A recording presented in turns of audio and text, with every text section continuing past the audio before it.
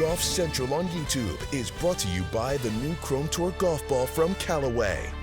Matt Adams alongside of Tripp Eisenhower. And Tripp, right now we're celebrating a new national champion. Well, yeah, and let's see. I think I went to a school that Georgia Tech. So go Jackets. I'm proud of him. Way to go. Definitely unexpected. Only 3 top 10s this year. But you know what? He got done about 90 minutes before all the players with all the star power were coming in and had plenty of chances to surpass him. And they ultimately failed. And he was the last man standing, becoming the 4th individual champion from the great Georgia Tech. Well, there was some time between, as you just noted, he finished to when the rest finished. But right now in our highlights, we're going to tie them all together for you. Hiroshi Tai from Georgia Tech started the day 3 strokes off the lead. He makes birdies at 10-62. He has a 2-shot lead as he turns. Par 3 third, his second from just in front of the green. How about that? Yeah, 4th birdie of the day, and that gets him to 6 under, 2 up over everybody at the time. Gordon Sargent, Vanderbilt, par 3 8th for birdie. And here you go. You got to think with his moxie, with his chops, he's going to be the man to ultimately take down Tai if anybody was going to do it. And it turns out Tai was going to be the guy to take down himself. Poor iron shot at the 8th, followed by a poor attempt at a plug bunker shot.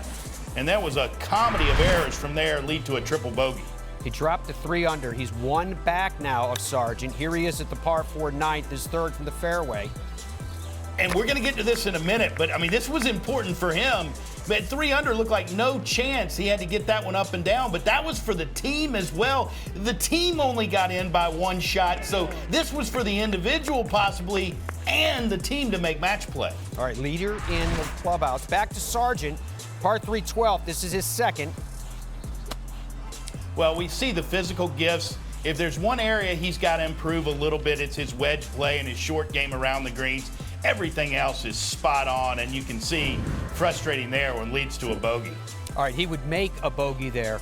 He's now 1 back. This is Jackson Kavon. Yeah, how about this guy, SEC Freshman of the Year from Chapel Hill, North Carolina, the lowest player on the best team in the country. You know he's going to have a great career. He's only 1 back now as we stay with him. Par 4 9th, his 2nd. Yeah, he led the team with a 69.25 scoring average. Won twice this season. Yeah, he's going to win a lot. And look at that. What a poor break. He needed that one right there and ultimately would fall short. He would finish at 2 under. Luke Clancy now, FSU, par 5 18th. This is for birdie to force a playoff. Well, this young man won 3 consecutive tournaments this spring, and a bold effort there goes awry. He would finish 2 under as well. As we take you back to Sargent, needs a birdie to force a playoff. This is his 3rd at the 18th, the par 5. Well, this is one of the things I really like to see right there. With all the power elements, he's got that 85-90% swing down with his wedges, and you can see the result right under the hole about 6 feet away. So beautifully done, but he has to make this. Yeah, but look, you've got to hold your head high. He hit this exactly where he wanted, and it had to go left. Everybody said it was going left, and you can see what's left for the young man from Georgia Tech. How about going to the Masters next April? Wow. The spoils of being the national champion in the NCAA Division I Men's Golf Championships. Hiroshi Tai finishing on 3 under. As Tripp was noting, he held on to that mark starting the day 3 shots back. Very, very impressive indeed, particularly with the trouble that he had at the 8th. As to who this golfer is, to tell you a little bit more, as you can see, he's a sophomore at Georgia Tech. Tied for 8th in the NCAA Chapel Hill Regional. He won twice during the season that was. Currently 70th in World Amateur Golf rankings. As we welcome Jim Gallagher Jr. now to the show. Hey, Jimmy, starting the day 3 shots back, Tai fought his way to the top of the leaderboard, of course, and then he held on. Well, he did, and we were talking about it all week long. The front nine, where he finished, had played the easiest during the week, and even in the women's championship. And the back nine, was a little bit tougher. But today it kind of switched. 8 and 9 were brutal holes, and even 7 for that matter. A lot of that was dictated because of the hole location. At 7, all the way back.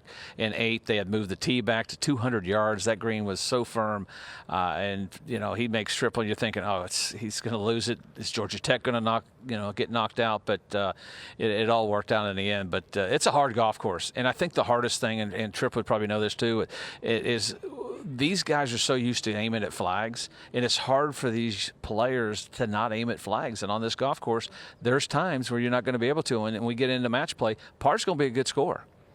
Jimmy, I want to talk to you about that. Obviously, the finish is extremely difficult to pick up shots, but Tai's performance was incredibly impressive because of the way that he managed his golf game, the patience that he showed us as he ascended to the top of the leaderboard. What stood out to you? I would go back to the par 5, the 6th hole. He drove it in the deep stuff, and it was a juicy lie. And I'm thinking, he's only going to be able to hit it 50 yards. You all didn't get to see it, but then he got it out there where he got a wedge in, and he hits it in there 5, 6, 7 feet. And I said, if he makes this, it's game over. But he misses, and then he hit it left again off the tee at 7 and made a great save there. Had to make at least a 10-footer for save. And it looks like he's in control, and he mishit the shot at 8, and then he blades it out of the bunker and he makes triple. But to his credit, he hits it in the bunker on the next hole, hits it fat, but he gets it up and down. That was probably as big a putt as he made all day to save the par there. You're thinking, or at least I am, well, he's probably going to come up one short. Lo and behold, he ended up being the champion. You started the day 3 shots down. You overcame a triple at the second to last hole, great up and down at the last, and then you waited almost an hour as some of the best players in college golf tried to chase you down. What was that last hour like, and now that you're standing here with the trophy, how does it feel? It was pretty nerve-wracking. I was hanging out with the guys in the clubhouse. We were trying to reload GolfStat and see what Florida was doing so we could see if we would make match plays. So, it was fine. I was pretty relaxed. It was all right. Just pretty fired up that we made match play, though. You're probably the oldest freshman to ever play for Georgia Tech. A couple years ago, you had to delay your college career to serve for your country, 22 months. How did that toughen you up and prepare you for the moment that you face today? I think it just let me mature and kind of figure out what I really wanted to do, and made me appreciate everything that I do have playing golf almost every day, or amazing courses as well. So kind of made me realize how great of a place and how lucky I am to be at Georgia Tech. These last 3 days you played without your All-American Christo Lamprecht, out with a back injury. Questionable, I'd say, to put it best, for match play tomorrow. Did that give you guys an extra push, and how much did you want to pick up your guy in Christo? Yeah, it's really tough for him. Obviously, he had a lot to play for this week. But we're a really close-knit group of guys, and I think we just always rooting for each other no matter who's playing. So I think we had a good mindset going into every day, and Coach kind of helped us with that, so it was good. A year ago, you were playing Florida's Fred Biondi in the national team final at Grayhawk. You were on the losing end of that clinching point.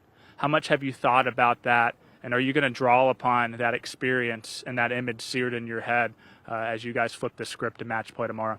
Took me a few days to recover after that. It was pretty emotionally draining that week. But I think we're all fired up to be in match play, and we've fought really well to get there. So I think we're all really excited to go play and try to beat Illinois tomorrow.